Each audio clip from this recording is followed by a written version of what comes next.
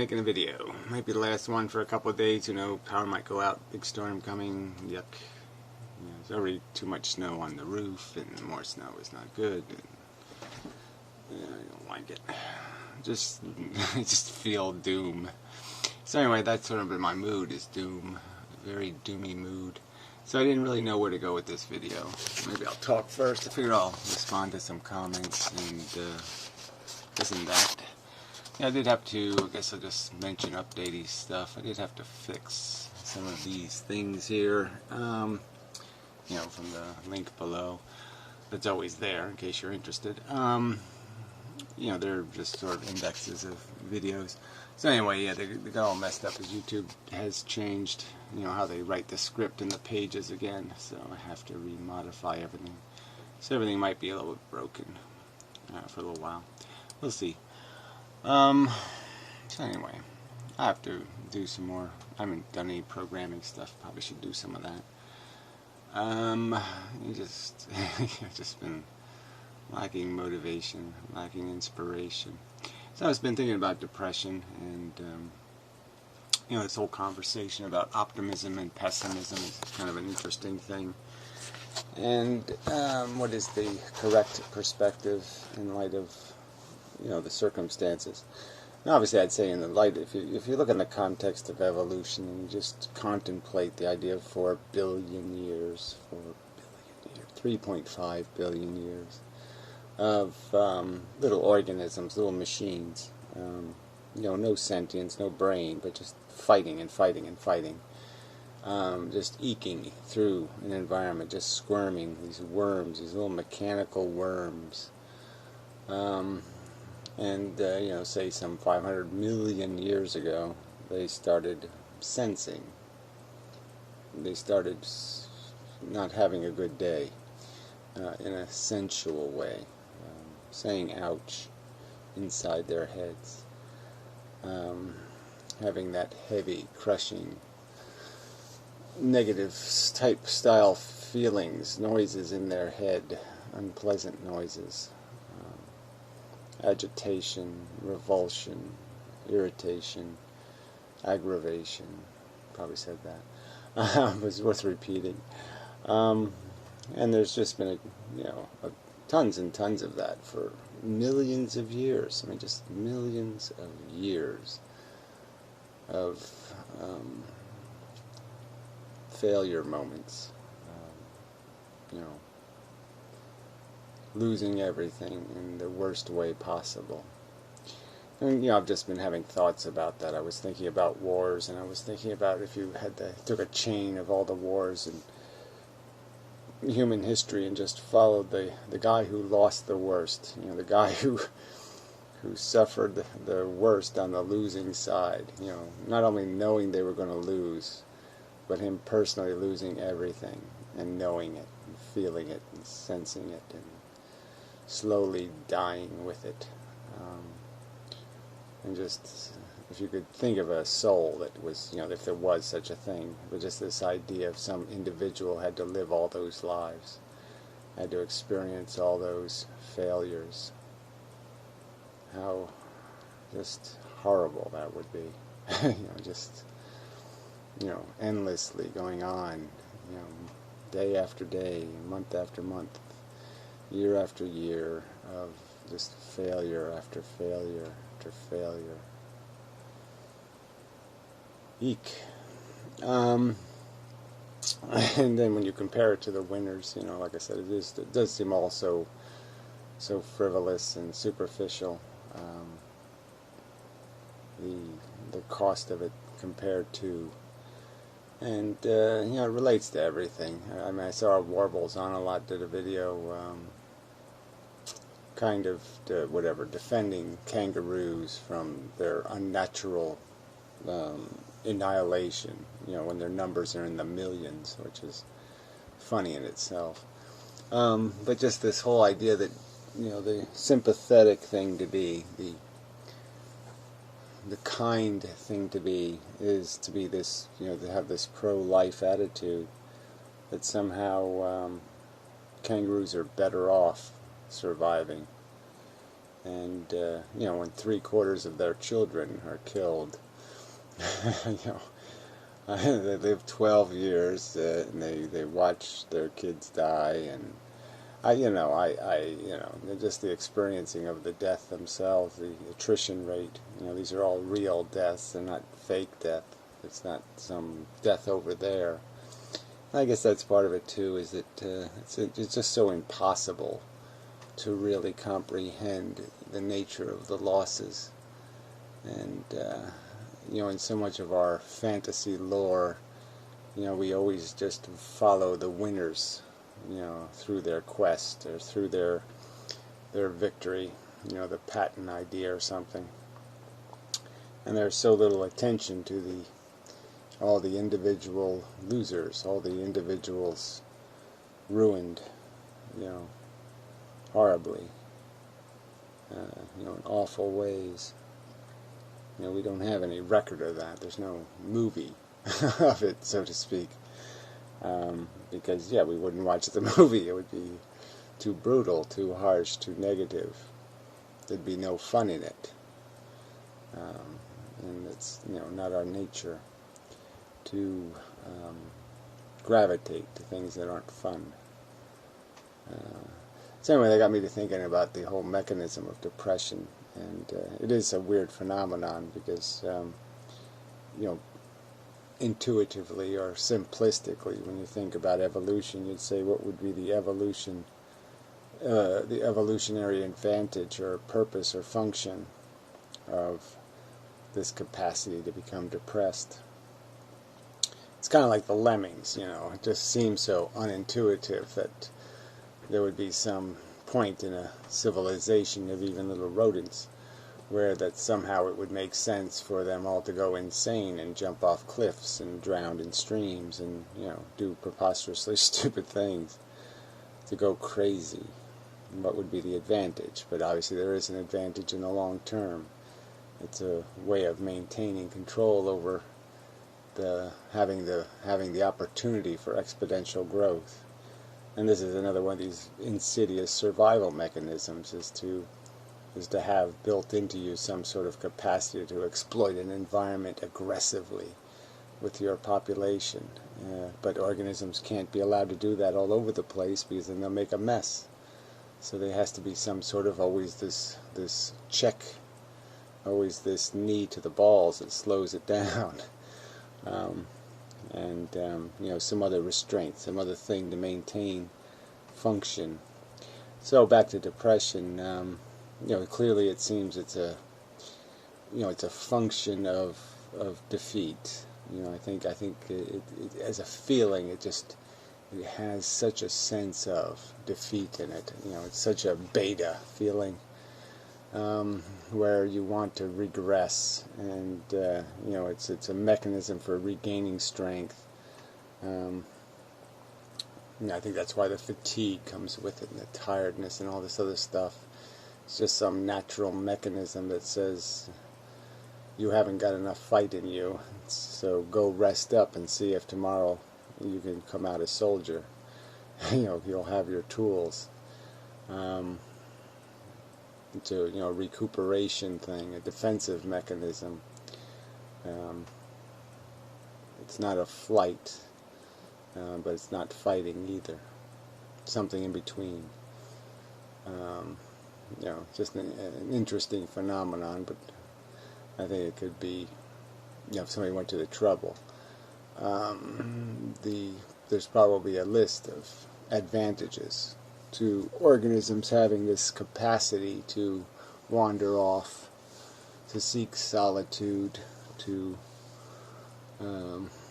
regain bearings.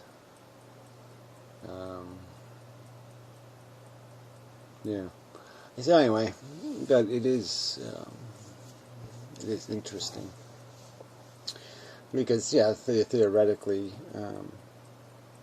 it seems a wasted emotion. Grief and dismality, feeling dismal, feeling doom, feeling dreadful, full of dread. Yeah, it doesn't seem like there would be much value in that. But, I think it's all about strategy. So there is strategy to these humbling of feelings, just like there are strategy to the ones where you live on the anger, live on some other visceral, energizing force, some force that, empowers you, makes you feel stronger than you are. I guess that's sort of the joke, is that we're made to feel stronger than we are, or weaker than we are, as a psychological tool, as a weapon. It's all part of the strategy of the gameplay, is to morph into these different characters at different moments of opportunity in life. Something like that.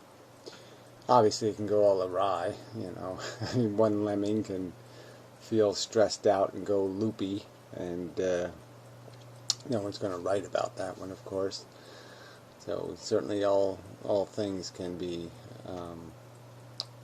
misplaced and displaced, especially when we're so distant from a natural life where any of this stuff would have functional value, so distant from a daily struggle for survival.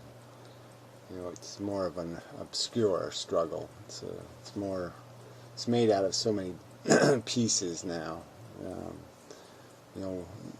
There's so many complex sources of, you don't see the failure coming kind of thing. In the world we live in, you don't just freeze to death, simply freeze to death. You do it for a whole list of reasons before you even get into the cold without a jacket. It's just not as simple as a catastrophe of circumstances.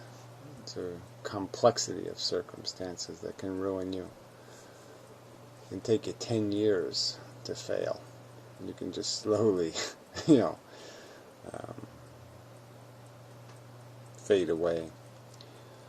So anyway, kind of dismal and depressed.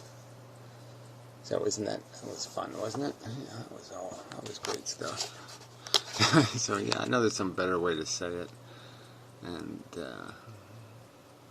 but it does get to be a thing where it's just there's a clarity, I have to concede that I see it with such a clarity,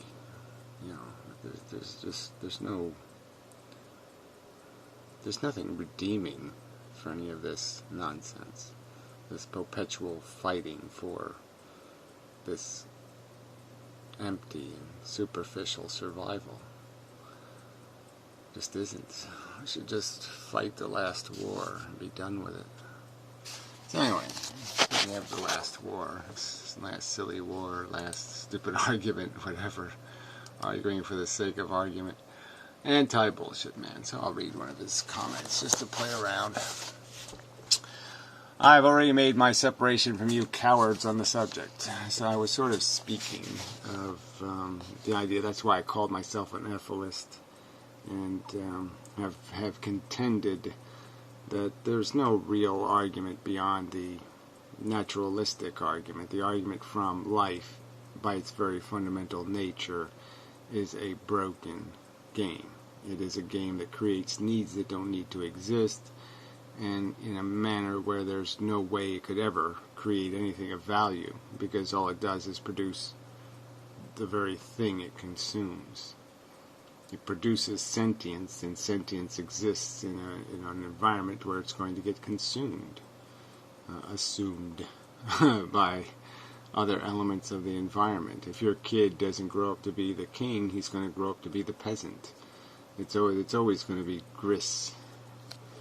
So anyway,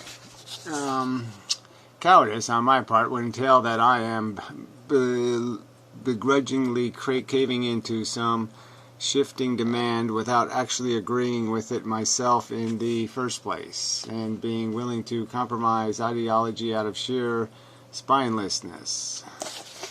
No, it's just this idea that you just won't call a spade a spade. Instead you play this political game where, well, theoretically, if somebody wants to bash their head in with a rock, they should have a right to. And theoretically, the argument is that, yes, of course, they should have a right to, compared to what we should spend resources on. I mean, if we're going to waste resources saving people, yeah, you don't save people who are self-destructing. You save people who are victims first. So as a matter of priority, it's absolutely true that who cares if some asshole wants to torture themselves, if they want to ride on the roller coaster or take the risk, you say, fuck you, go ahead. But it's not because you think it's right, it's because you're just conceding pragmatically that you don't waste resources stopping them. You don't waste the value of your obligations to interfere. Okay, interfering is obnoxious. And so you don't waste interference on things that aren't priorities. You do the important stuff first, and then when everything's cleaned up, then you clean up the little stuff. In actuality, there is no compromise on my part, since being a provisional extinctionist, you'll see this whole idea of why would all these qualifications and playing all these games? Even the word extinctionist is a dangerous word. We know that.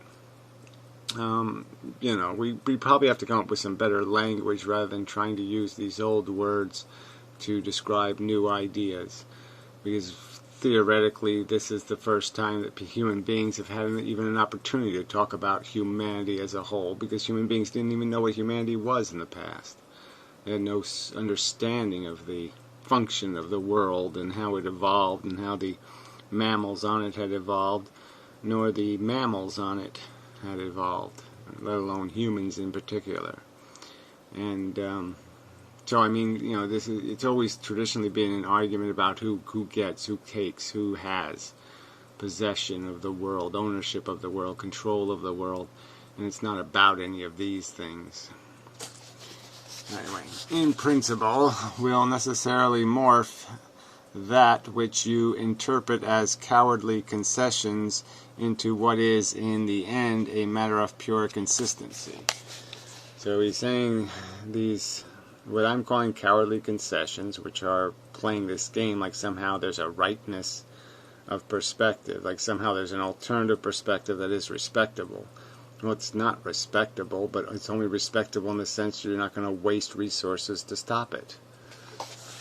Anyway, the only way to interpret this consistency as cowardice is to believe that I am a crypto unconditional extinctionist after all, and that I have chosen to conceal this for some reason.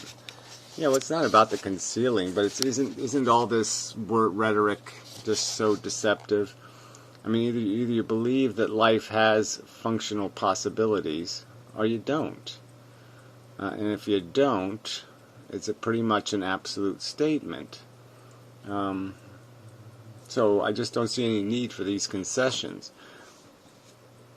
You're basically the point is you're either right or you're wrong. If you think you're wrong or you think somebody else might be right, well then you've sort of compromised your right to say anything on the subject almost. I mean, you've compromised your opinion by conceit. It's like a god. You can't have the one god and then concede other gods are possible. If you actually believe this, then just say so, and I'll explain why it's false. If you don't believe this, then don't call it cowardice. Well, whatever. I'm sorry. This was excessive words. I just meant coward in the sense that let's just get to the point. It's life that's broken. All right, let's call the spade a spade. It's not just humans who've done it badly, or plastic is the problem. If they never invented plastic, everything would be all right. If they never invented American Idol, everything would be all right. It's not like there's broken in the details. It's broken in the structure. I just think that's what I'm claiming is people seem to run away from. this recognition that these are statements that we can make. There is no God. There's evolution. We're just mechanical worms that have extra features, and these extra features are not great features. they just make us more vulnerable to saying ouch in many different languages. All those hours of live conversation over Skype, and you're still on ground zero as it relates to everything that has been covered by me.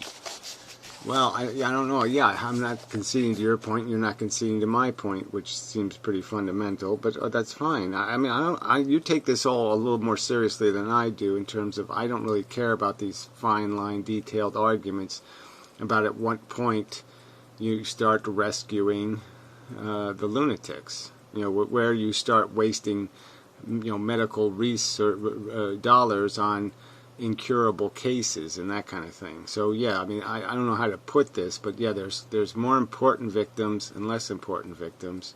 It's a triage thing. So as a matter of practicality, the eye has to be on the ball, and the ball is the thing gushing blood. And but that's not to say that you don't let the other thing loose. And again, we've personally had our argument, me and Anti-Bullshit Man, because I mean, it's not like we theoretically disagree, but he assumes the possibility that they're going to invent eternal life within the next 10 years or something, or 20, and that somehow this would be a relevant conversation about the non-extinctionists having the right to be non-extinctionists, to go out and just live their lives, and they're going to be harmless. And my argument is they wouldn't be harmless if they're still reproductive, and so there's so many conditions to that exposure or risk that I'm saying that there's no practical way that that's going to happen. And it would be silly, pragmatically, to allow that kind of door to be left open for the whole thing to be ruined. For you to fight the last war and then leave whatever, some rings laying around, to fuck the whole game up. Anyway, let's see. Well, I don't even remember what did I do here. You're still at ground zero. You yourself have said in this very video that a person you respond to can torture himself all he wants as long as he's only doing it to himself, which I always take to be to the obvious logical conclusion by acknowledging the need to swap negative utilitarianism for preferential utilitarianism in select cases. Well, again, as I keep trying to say, is that these are all arguments in some sort of pragmatic context. So I'm arguing from some sort of pragmatic point of view, where if somebody's going to give me the argument that they don't mind suffering or some kind of bullshit like that, and then I'm going to say, well, that's fine for you. Okay, then live your own life, torture yourself all you want, but don't be telling other people what they're supposed to value. Don't tell other people climbing mountains is fun. You have no right to assume I would find climbing mountains to be fun. So you have no right to birth me into the world to climb mountains. All right, that's obnoxious. If you generally believe, as you have said in this very video, that undead God guy torturing himself is fair game, yeah, well, again, it's fair only in the argument that if he's going to use the argument that his sensibilities are somehow evidence of something, then I'm going to use the argument that his sensibilities are irrelevant, and if he wants to torture himself, that's fine, but he has no right to tell other people that they will find his values acceptable values, or to assume that those are the values you can't impose these values through the process of birthing. So yeah, it still ends the conversation on antinatalism. So again, in the middle of an argument on antinatalism, I'm just saying as a pragmatic matter, I'm just disposing of an irrelevant argument. It's an irrelevant argument to say, I like. It just doesn't matter, because what I'm claiming and clearly know as a certainty inside my brain is I don't like. And I know that how I got here, and I got here because some asshole saying I like decided I would like. And that was obnoxious, and that individual had no right to do that. Alright, then you have to follow through on the principle by scraping the net product as scrapping the net product as unconditional imperative, since giving him the green light to harm himself will drag the net equation further into the red. Well, again, I'm only giving him the green light in the context of I just care about the victims first. So I want to save the animals and the humans being tortured by these assholes. That's my priority. And ultimately, once you've cleaned up the majority of the mess making, then you can start mopping up and swapping up this little residue of assholery. Added redness in the form should be permissible, just as it should be permissible to drag the net product further into the red via trivial harm. Well, like the kind of harm people experience when you call them skanky cunts. Again, I'm not even going to consider that into the category of harm. So frankly, it's so trivial. But again, I don't think the argument needs to be made on these this mush on the fence. The argument can be made on the extremes, and it's decidedly imbalanced on the extremes. So there's no real conversation, and the conversation is about the nature of life itself, not some segment of life. And so you can't really separate one life form from the biosphere as a whole. You can't, there's no practical way to have life on Earth without the biosphere feeding those life forms, not without extraordinary technical control of things. So this is sort of just a moot argument. Accumulating all forms of wasted harm, trivial, non-trivial, causal versus non-causal, physical versus emotional, into the same manner and putting them in the same net product bucket is madness.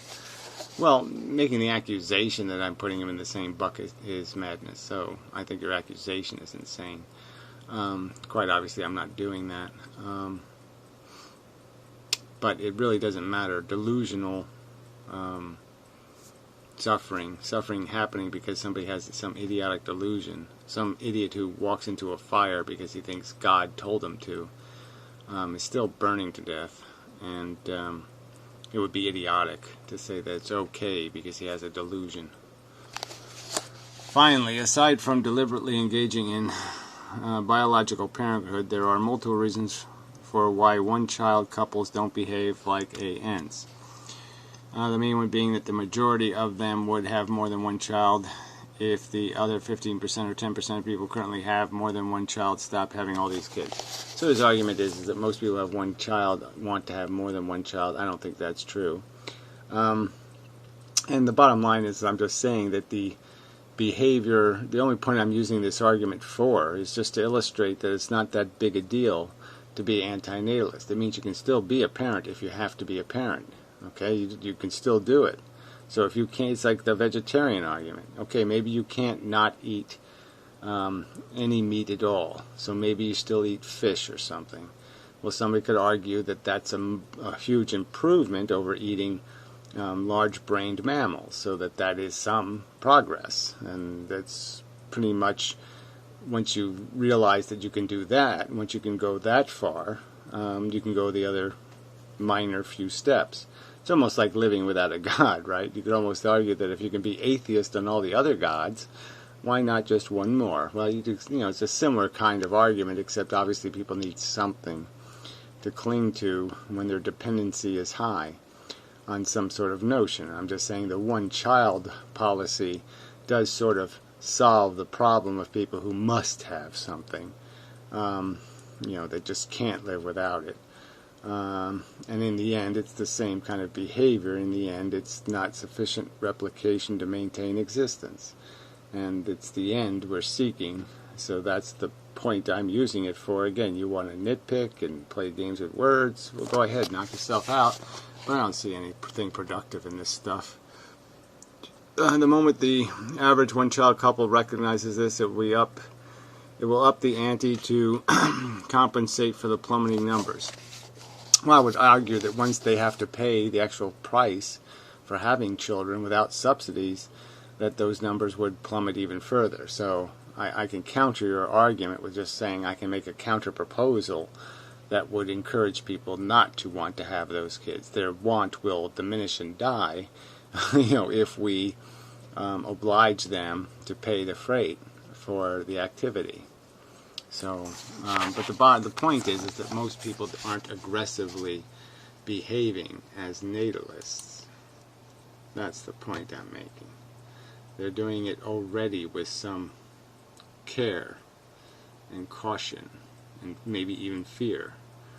And those are positive signs for this argument. So I'm just trying to, just to counter the people who say we can't overcome this momentum of the child makers. I'm making the counter argument that no, most people have overcome. Most people are not behaving like pro-natalists because they're not replicating in sufficient numbers to maintain the existence of their genetic code, and that there's only a small percentage of the human race that is accounting for all the aggressive nataling. If that small percentage did not exist, the human race would discontinue existing in a matter of generations. And I think that's a valid and reasonable argument to make to the argument that humans can't change or humans can't do this. People make the argument that people can't be anti-natalists. I'm just making the counter argument that they're almost already there. I mean, it's not that complicated. So I think you're just being rude. So anyway, this morning I had a little conversation with Carla here. Carla seems a reasonable sort for a change there. I mean, it's nice. Just going to try to help him out. He lost his job, money, blah blah blah. So even though she's a bitch, it was nice if she followed through anyway. But it's nice. So anyway, see if there's anything else in here that's interesting. What is this? Don't chew crow that can't tolerate game analogy. Okay, he was making some kind of joke. Hey Gary, Stefan Molyneux. Yeah, I did that. John Wright suggested the Stefan thing. Yeah, I looked at some of his videos. They're not that interesting, but I will keep appraised of what videos he makes, and if he makes ones worthy of me playing and responding to, I will. It's just this last video really wasn't that great for that. But anyway, we can't make value or judgments. That's that argument. There's one of the snarky Carla comments. Yes, but they don't make it in their own life either. They don't think should commit suicide to take the risk of continuing, although I'll probably suffer more than experience pleasure. So I was just talking about this idea that, what it really is driving people. Are people living because they love life, or are they living because they hate failure and death? That they're afraid of failure and death. I mean, I think it's a reasonable argument to make that people are running from death at least as hard as they're running towards life. And again, I'm going to argue that it's all one way. Yeah, some guy brought that up, so I've got to find his comment. I'm a pessimist, but I disagree with Gary's argument that good not existing. So he says here, yes, but I mean he defines good as simply the absence or elimination of bad, which would be like saying that heat is simply the absence or elimination of cold. Well, you've got it exactly backwards. I mean, you've got an appropriate analogy to my analogy. You've just got the positive and negative reversed. So if we assumed heat was a bad thing, like lava, and cold was a good thing, like comfortable paradise, then the analogy holds that it is a linear thing. It is just the container running out kind of thing. You're losing your comfort, and that's what suffering is. So, if you do take away, I mean, how could you possibly imagine having any kind of negative or tedious or boring or some sort of unsatisfying feeling at all? You'd have to be just in bliss if you're not badgered by some sort of sadness, some negative thought, or some negative feeling. I mean, if you don't have a single negative feeling or a single negative thought, you're going to be pretty damn comfortable, buddy. And that's the nature of the game. You're just not recognizing the fact that you're you know, that it's all just getting rid of this negative thing, this the bad force, the dark side. There is no light. There's just getting rid of the dark. See how to put it. See, I mean, all these physical things all have to do with volume coming in, something into to a thing, and we don't have a metaphor that's accessible for something where you're just allowing something to get in that's just bad. So, you know, you have to think of some sort of like disease, or you know, the multiplication of a microbe or something, and you know, the less microbes the better you feel kind of argument. And you know, that's the nature of it. It's only through these disabilities, you know, when we gain liberty from some disabling or crippling or oppressive or gravitational force. So maybe that's a good analogy, is that there's this gravity, and as the gravity is lifted, you gain relief and comfort. And so that's the weight. It's straws in the camel's back analogy, maybe that would work too. But it's only by taking straws out, alright, that you win. There's no winning outside of being first burdened. And I don't think you're going to come up with any definition of one of these goods that are free of psychology and you know, these physiological reactions. I just don't think you are. I don't think you can describe it. It's like describing again that, you know, some way the universe could derive a satisfaction when it needs nothing. We fundamentally would be in a non-need state if you need nothing, you know, if you want for nothing. You know, what room is there for an elevation in your circumstances? You must be deprived first. You must sense you must have a dependency, an attachment to something that's missing, some incompletion, some sense of incompletion. Yeah, I don't want to argue that one to death. Anyway. So, and a bunch of other little wacky comments. Whatever. Where was I guess that's enough of a video. Yeah. Sorry. I really am. It's been floating in a rather dismal space.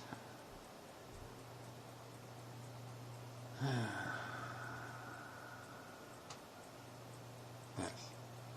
Yeah. I feel burdened. I feel laden with many straws and much lead. Yeah. I feel like I've walked this walk way too many times. I'm weary. I'm tired. Can find no rest. Something like that. I don't know why she typed this 3 times. You guys are like 15 years behind. I don't know what that means. No, thank you very much, but no thank you.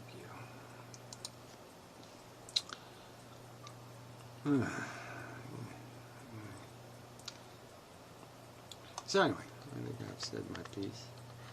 Until next time. And such. Or it might be, I don't know. See what the weather does tomorrow. Might be a very bad day.